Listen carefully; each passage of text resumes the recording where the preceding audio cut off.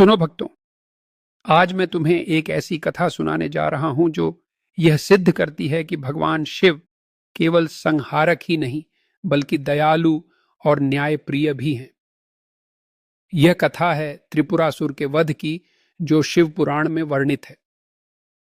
तो ध्यान से सुनो, क्योंकि यह कथा हमें अधर्म के विनाश और धर्म की विजय का संदेश देती है। बहुत समय पहले की बात है। असुरों का एक महान योद्धा था तारकासुर।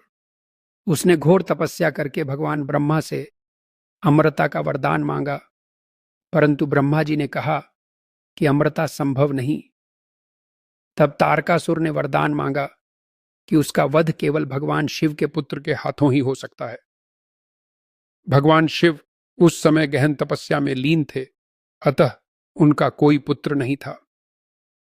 इस वरदान से अभिमानी होकर तारकासुर ने देवताओं पर भीषण अत्याचार किए, लेकिन समय ने करवट ली। मां पार्वती और भगवान शिव के विवाह से उनका पुत्र कार्तिकेय प्रकट हुए। कार्तिकेय ने अपने अद्भुत पराक्रम से तारकासुर का वध कर दिया। देवता और ऋषिमुनि आनंदित हुए, परंतु इस विजय के साथ एक नई समस्या उत्पन्न हुई।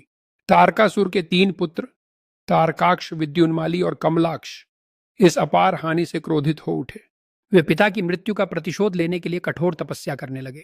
उनकी तपस्या इतनी प्रचंड थी कि ब्रह्मा जी भी प्रसन्न हो गए और उनसे वरदान मांगने को कहा। तीनों असुरों ने मांगा, हे ब्रह्मदेव, हमें 3 अद्भुत नगरों का स्वामी बना दीजिए जो आकाश में विचरण करें और केवल तभी नष्ट हों जब कोई एक ही बाण से तीनों को एक साथ भेदे। ब्रह्मा जी जानते थे कि यह कार्य असंभव नहीं है, इसलिए उन्होंने वरदान दे दिया। अब देखो चमत्कार। तीनों असुरों ने 3 नगर बनाए। स्वर्ण नगरी स्वर्ग में, रजत नगरी आकाश में और लौह नगरी पृथ्वी पर। ये नगर 100 वर्षों में केवल एक बार एक सीध में आते थे। त्रिपुरासुर ने इस शक्ति का दुरुपयोग किया और तीनों लोकों में आतंक मचा दिया। देवता, ऋषिमुनि और मानव त्रस्त हो गए। कोई भी उन्हें परास्त नहीं कर सकता था। तब सभी देवता भगवान विष्णु के पास पहुंचे। विष्णु जी बोले, इस समस्या का समाधान केवल महादेव के पास है, जाओ उनकी शरण में जाओ।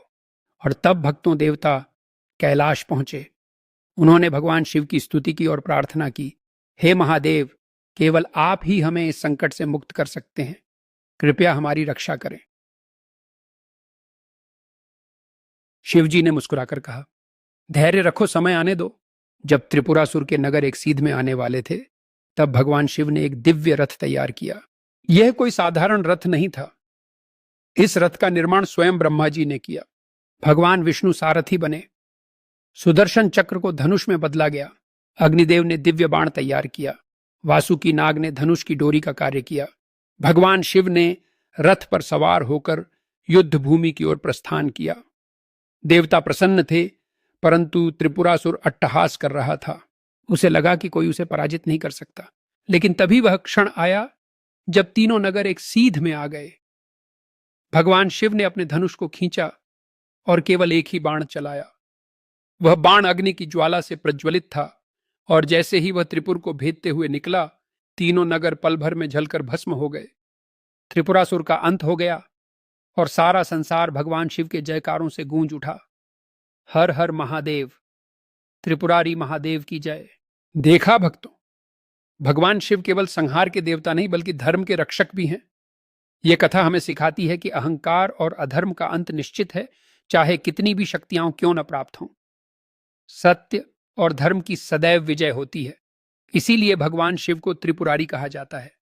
अब बोलो भक्तों, हर हर महादेव।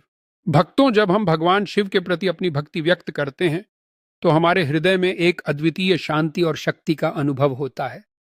शिव की आराधना करने से हमें अपने जीवन में संतुलन और सच्चाई की खोज होती है। कठिनाइयों में उनकी प्रेरणा हमें साहस और विश्वास देती है। इसीलिए हम सबको मिलकर उनका स्मरण करना चाहिए और उनकी कृपा प्राप्त करनी चाहिए।